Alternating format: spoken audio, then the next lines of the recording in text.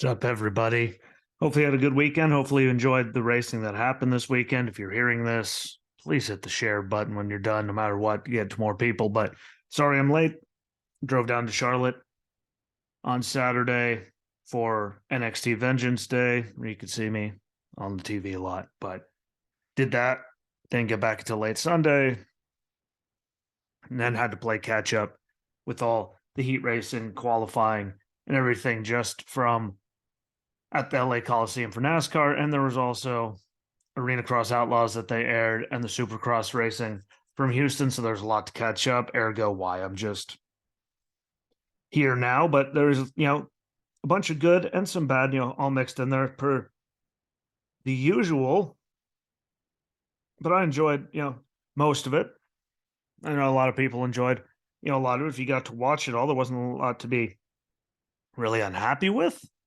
Depending on how you feel about the race at the Coliseum, the Clash, which is a mixed bag so far from what I've seen. People are either really enjoyed it or they really didn't enjoy it at all. So big debate about all of that yet to come. But we're going to start the ArenaCross Outlaws Series with round 10 that aired from the Hale Arena in Kansas City, Missouri. Like I said, we're always behind with the recordings, but at least they're there. And it was good racing. It was very consistent with the names, though.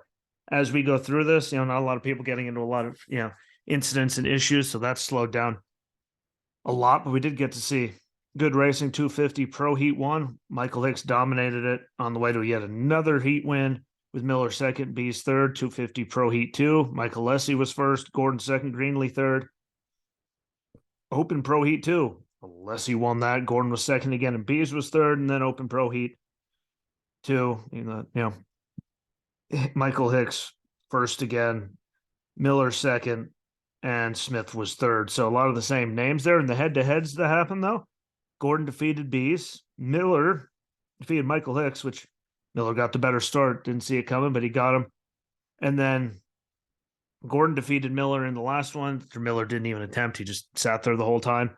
So, don't know what was up with that, but the head-to-heads are always fun. I enjoy them. Again, you could watch the whole thing like that. So that's why I really enjoy them. Cometic Gasket Junior Moto Challenge. Chase Chima was first. Nathan Beerbaum second. Lane Marrow was third. Jacob Cure was fourth. Nathaniel Rhodes fifth. Zane Randall sixth. Levi Friedrich seventh. And Jeff Sargent was eighth. And again, those are really cool races too, depending on the age group. The age group's always changing there. Yeah, it's different every time, but not every time, but to see all the different drivers from just, that area that get the race, the names are always different and they put on good shows, a lot of it. I do prefer watching the little guys do it just because those bikes trying to go over everything. It's just the funniest thing you ever see. But good racing across there. 250 Pro Main.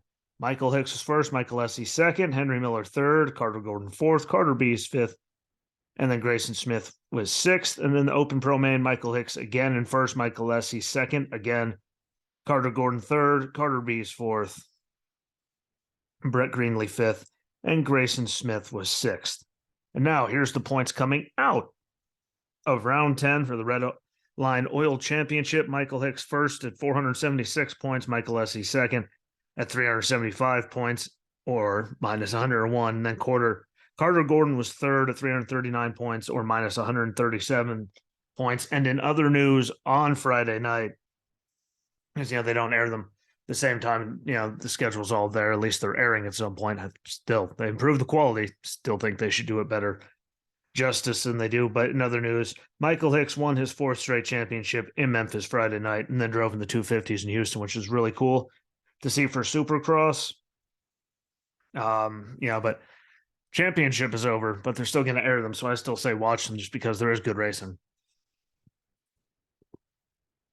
And these guys all want to get to, Supercross, I imagine, is the big goal. So you see some of these guys racing in ArenaCross, like a Michael Hicks, and they ran the 250 East race in Houston. So, it's a good way to get it and to learn some of these people and see who they are. But I enjoyed it. I'm still going to watch the rest of them as they air.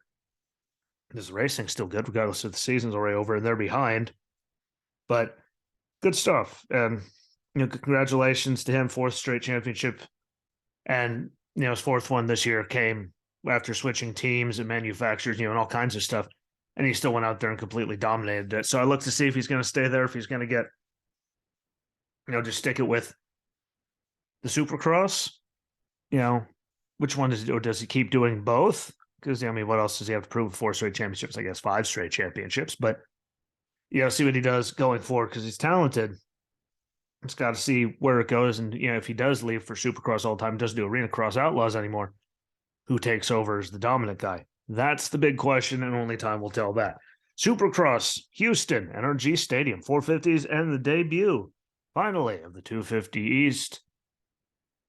I'm impatiently waiting. We finally get it.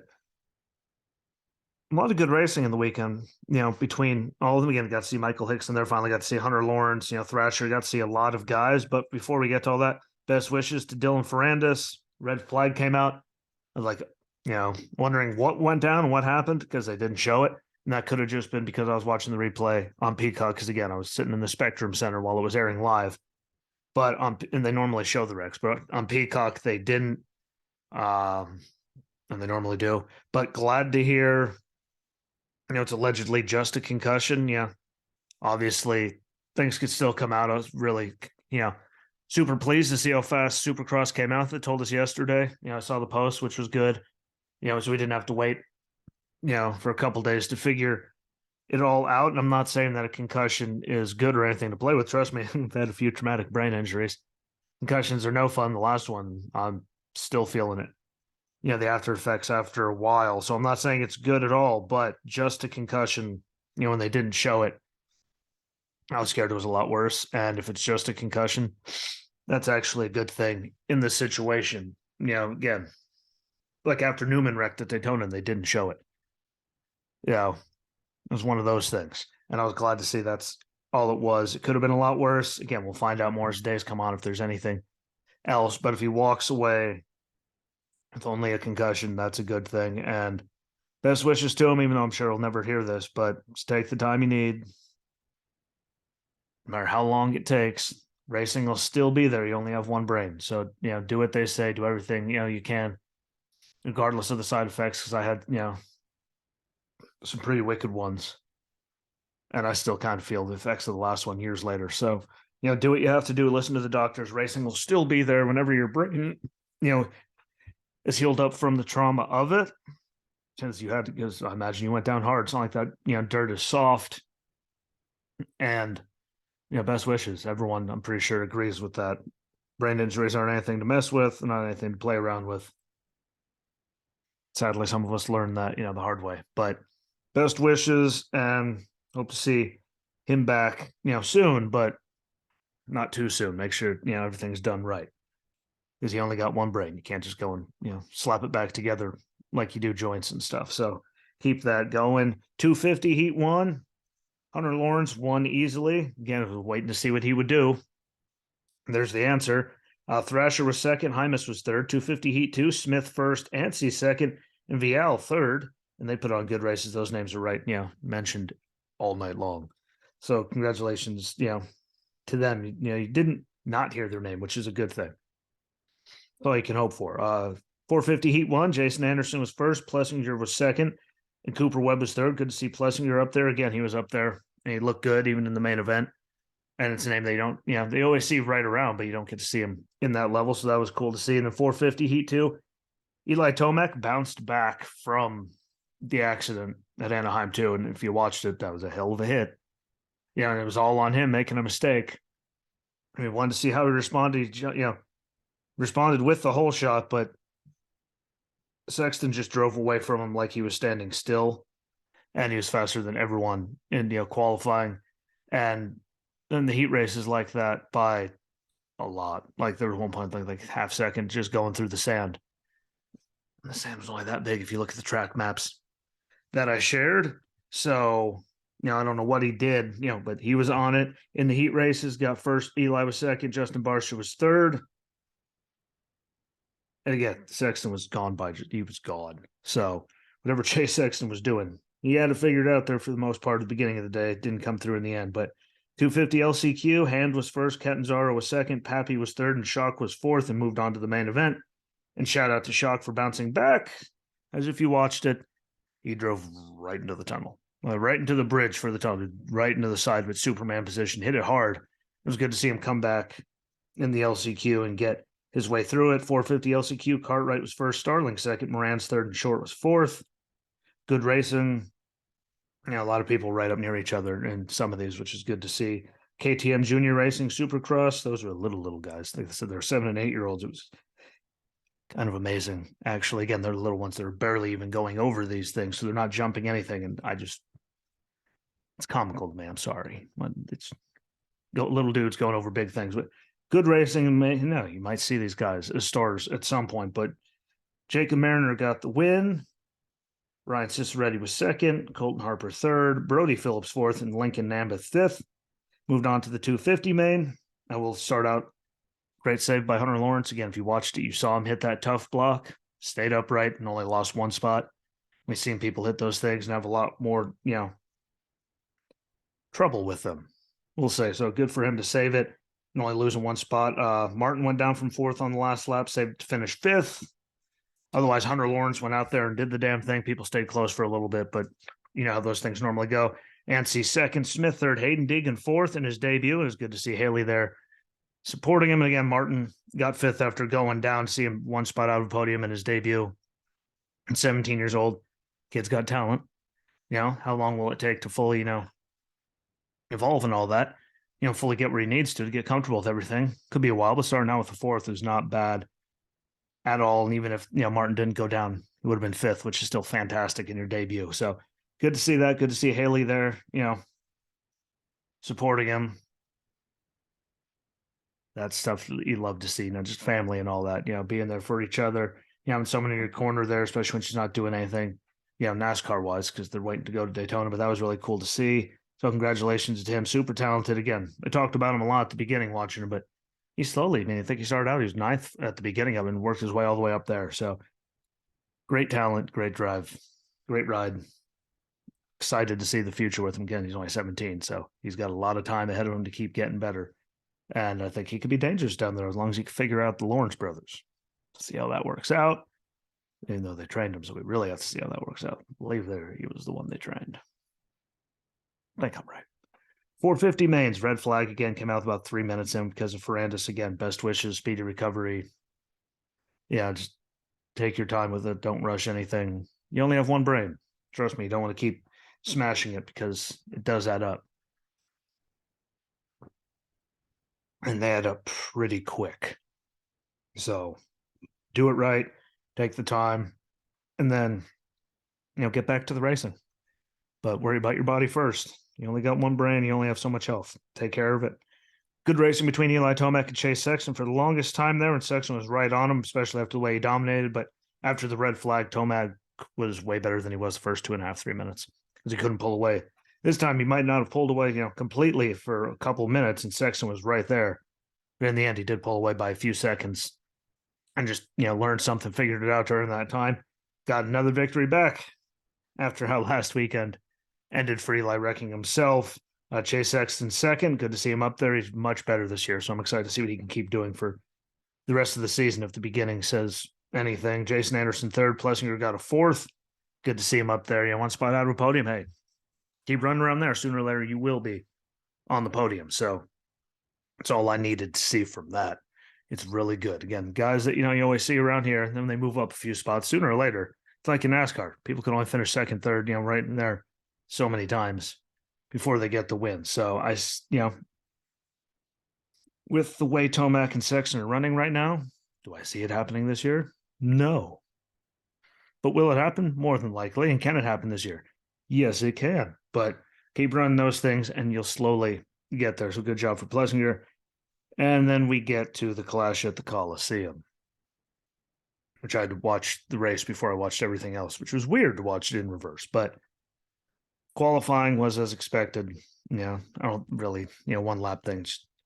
The 2 laps there, whatever, go around on the tiny little track there. Felt right to some, not really exciting, for me, but it was amazing to see that Ty Dillon absolutely sucked. I'm pretty sure only people he did not qualify were like 2 of the cars that were there because he did terrible. That's what he does. because he doesn't deserve his ride. I'm not even going to do the not sorry thing. Like, he doesn't deserve it. We know he doesn't deserve it, but he keeps getting it, so got to keep putting up with it. But RFK guys didn't look good either. Justin Haley got the pole for heat race 1. And the heat races, 25 laps, apiece. Caution laps didn't count, but there was just so many people dumping each other and just using each other up across the whole entire, like you talk heat races, LCQs, main event. Like, there was a lot of that, which is some short track racing stuff, and then some just not giving a fuck about anyone else on the track with you. Pardon my French, but the way they were slamming each other a bunch of those times, you just don't care about anyone else out there with you, which causes a lot of issues. The top 5 of them advanced to the main event. Heat race 1, Gregson dumped Harrison Burton when he was holding him up. Holding up the whole field is either move him or they were all screwed. So in his defense, you see that a lot in short tracks. See you later, bye, to get him out of there because they're holding the field up. And Almirola got first place, Alex Bowman second, Justin Haley third, Noah Gregson fourth, and Joey Logano fifth, with Ty Dillon second to last. No, never going to give him a break. Why? Until he does something, because he doesn't deserve his right. Heat race 2, we had Rowdy on the pole with his teammate Austin Dillon starting second. Again, bumping and bagging the whole entire race. Truex got the win, Rowdy second, Austin Dillon third, Kyle Larson fourth, and Kevin Harvick got a fifth after sending it into someone. I don't remember who it was, but he sent it, and he got his damn spots that he needed. And that's all that matters. Heat race 3, Christopher Bell on pole with Hamlin second. Hamlin got the win, Briscoe second, Reddick third, Blaney fourth, Suarez fifth. And heat race 4, William Byron was on the pole, went on to win it, with Bubba Wallace second, Ross Chastain third, Ryan Preece fourth, and Eric Jones fifth. And it was a good night for Preece. We'll get to more of that here in a little bit after we go over the LCQs. Top 3 advanced, 50 laps for both. And I will complain, about this. What was the point? Because if we were watching them, like in between them, there was a really long commercial followed up by, 2 interviews followed up by a really long commercial. With how fast the laps were getting ticked off, 15 seconds a lap or so, there's not a reason that they couldn't run 50 laps without another commercial in the middle. So they can come back after a long commercial, talk to him, talk to the winner, talk to someone else, then go to another long commercial just to give us a little bit of racing to have another commercial in the middle of an LCQ. 50 laps, 4 minutes a lap, do the math. They could have got through that without a commercial, but they chose not to, which pissed me off more than a lot of the stuff we saw there. But Michael McDowell was on pole in the first LCQ, led it all, won the thing. Christopher Bell was second, Todd Gilliland third, and it was great to see both front row guys, first and third. Even if it wasn't an LCQ, they got there, and that's the important thing. LCQ 2, Chase Elliott on pole, went on to win. Ty Gibbs second, AJ Allmendinger third. And shout out to Ty Gibbs and Chase Elliott for being so clean those last couple laps side by side. Something stupid could have happened. They chose to not let stupid happen. If you watch the way it went, a lot of stupid happened. So that was really, really cool to see. And when we get into it, the drivers that did not make the Busch Light class, we had Brad Keselowski, Corey LaJoie, JJ Yaley, Chris Buescher, which is weird to see both RFK guys not make it personally. Harrison Burton, Ricky Stenhouse Jr. again.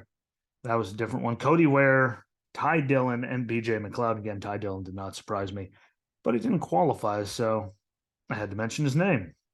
He did run good last year. I mean, he had that restart violation, which cost him, but he looked way better last year. Yeah, it's him. I keep saying it.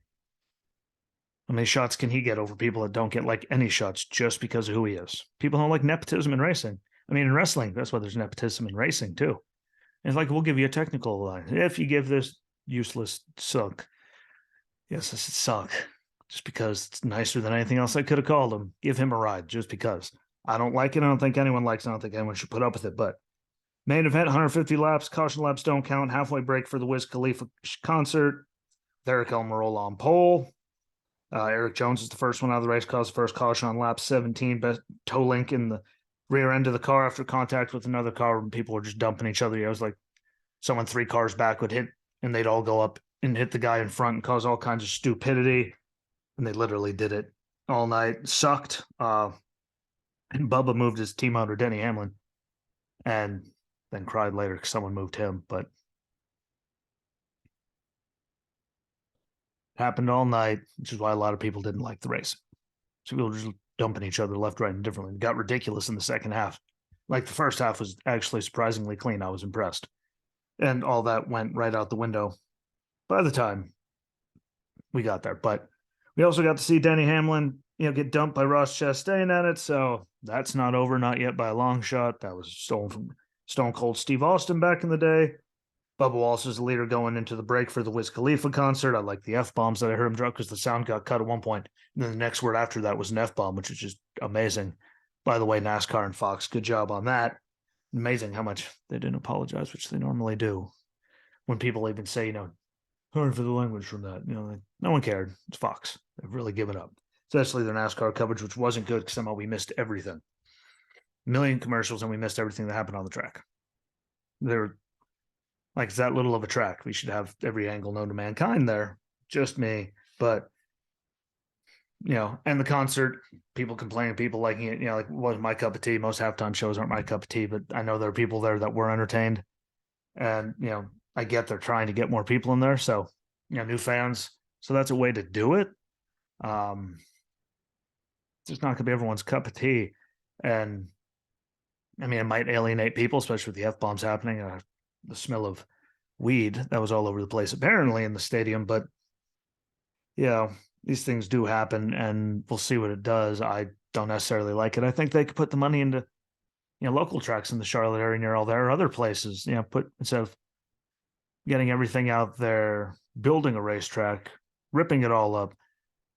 They could just invest in a local track that could use the help, and then it'd still be used all the time. So it wouldn't be like just a waste of, thing. Granted, infrastructure plays a lot. Obviously, hotels, roads, the track, people, all the haulers and all that, like that plays a big role. But there's tracks that don't have to worry about those things that could use help. And then you wouldn't have to rip the track up right away. People could keep using it. It could be an investment to help all of racing to make everything better. Who'd have thunk that'd be a good idea? But we know why they're in LA, just because new market, big market, all the people. How many people they could put in there, and people complaining about 50,000 people in the LA Coliseum, even with the seats that were available, still looks empty. That thing holds a lot of people. So stop jumping on that one. Those are just some facts. Ty Gibbs was done shortly after the restart. Joey Logano dumped Rowdy at one point. He drove back through the field without, mauling people, which proves he could do it, just no one wanted to. And we got to see Truex get a win after not, after the way last year went. That's a good way for him to start, and hopefully he keeps it up. Austin Dillon was second, Rowdy third, and then Ryan Preece was seventh after a great race. And he proved he could pass on the outside without wrecking people. Sadly, had a little electrical issue at one point while he was up front, and he shot back before he figured it out. I don't know what he did, but from not looking like he was underpowered to going again. So congratulations to him for proving you can actually race and pass people without just causing a wreck every 5 seconds, because there was a lot of that. And then Bubba looked like he was going to kill somebody after the race. The one thing that we saw, Hannah's like, what the hell? Why does he look like he's going to kill somebody? I'm not sure, but that's just his face. He seemed better, kind of, in an interview after. I still think he needs to improve his maturity level and his mental game. I get frustration. I get frustrated all the time. But, when you're in that thing, you got to, know how to decompress and do all that better. So we'll see how that happens. We'll see what happens with it. His comment about his head and back still hurting. We'll see. Again, people were literally slamming each other. So that's not going to help regardless. Just the bumper cars for that long. It doesn't help. And people weren't just bumping each other. People were slamming into each other. So see what happens when they get to a few tracks. Again, they did some things to fix it, but we'll see when actual speed, crashes at speed happen, and no one's going to be slamming into each other like that for a while. And there'll be bump drives, but no one's hitting each other that hard Daytona or anywhere. I guarantee it. So I want to see what it does then, just because, the way they were driving there, slowing down as much as they did in the corners and people hitting them going over twice that in the back all night, that all the time could cause issues. But I don't want to jump the gun and say they didn't do anything. I have to see what happens when they're not slamming into each other at such, rates. And then on to the thing. To anyone, I had this argument. I'm going to do it as brief as I can. If you want to see the whole thing, go on Twitter, Racing Brzezinski, take the damn poll. Let me know what you think there.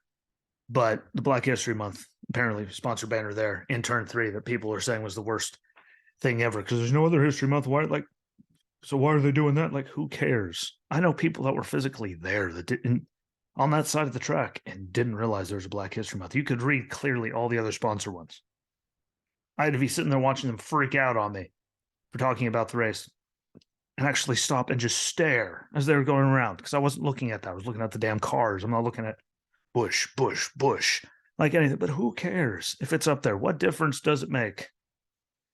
Like, you have to be looking for things to piss you off to let that set you off.